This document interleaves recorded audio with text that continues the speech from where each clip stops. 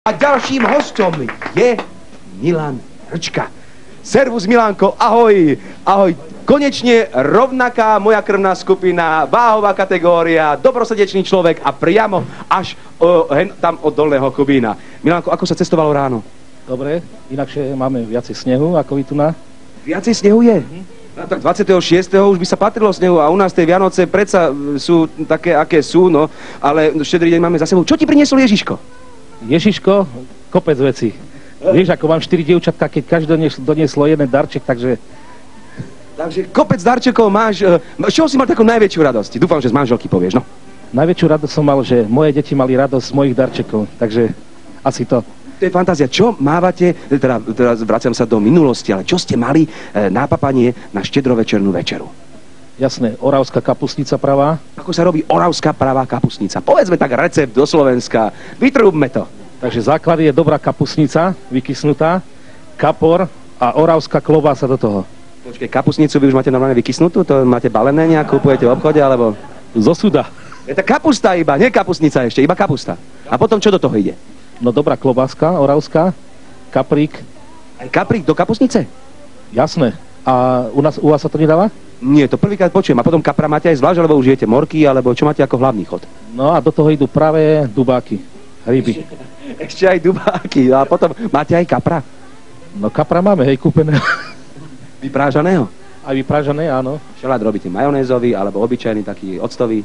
Majonézový. Majonézový. Robíte aj také tie pukance, či pupance, či ako sa to hovorí s makom? Máte nejaké predjedlo? My máme také oplátky s medom a s cestákom. Vy čo mávate ako predjedlo? My akurát tieto pukance s makom. To vieš, ako sa robí, alebo je to špecialita manželky? To je manželkina špecializa, tak ako pravíš. Manželkina špecialita. Čo by si ty ako dobrosrdečný človek, pracujúci, spievajúci, ja neviem, málo ľudí chodí tak po svete ako si ty, hej, takých dobrákov. Čo by si poprial ty všetkým dobrákom u nás na Slovensku do roku 2000? Takže u mňa je to prvé zdravie, láska medzi ľuďmi a peniaze prídu potom už sami. Peniaze, nechajme už, peniazy bolo dosť a dosť.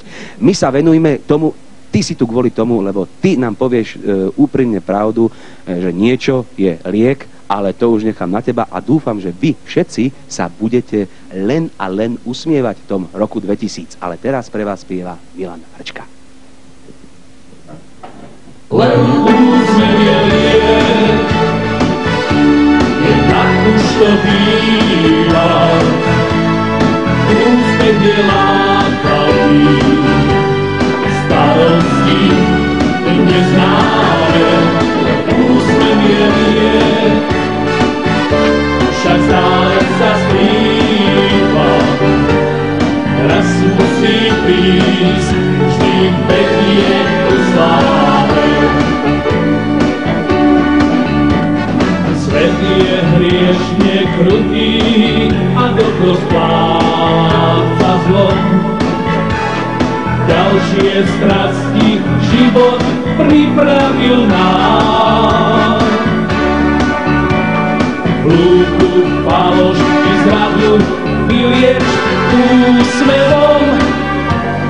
Každý vie, že pýcha predchádza pád. Len úsmev je liek, je tak už to býva. Úspech je lákavý, starosti teď neznáme. Len úsmev je liek, však stále sa skrýva. Raz musí prísť, vždy vedie k sláve. Poznám veľa ľudí, čo úsmev strácajú.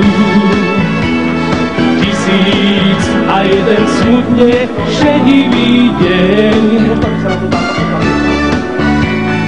Máte maličký kúsok slnka hľadajú.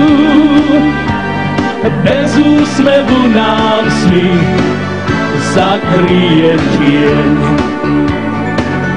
Len úsmev je liek, je tak už to býva. úspech je lákavý. Starosti neznáme, len úsmev je liek. Však stále sa skrýva, raz musí prísť, vždy vedie ku sláve.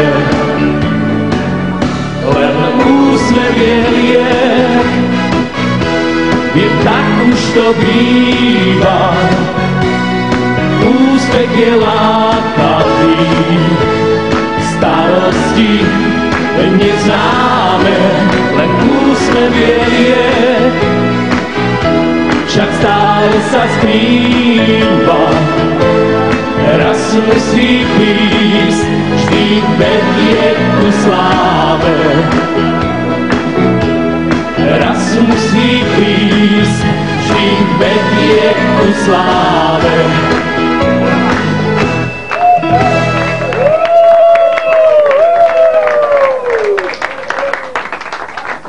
Milan Hrčka, Chalanisko, Stredoslovák jak hora. Keby všetci takí boli, tak to by bola paráda. Niečo nám tam ešte hrá, podvedomí nevadí, možno sme si pustili podmas, možno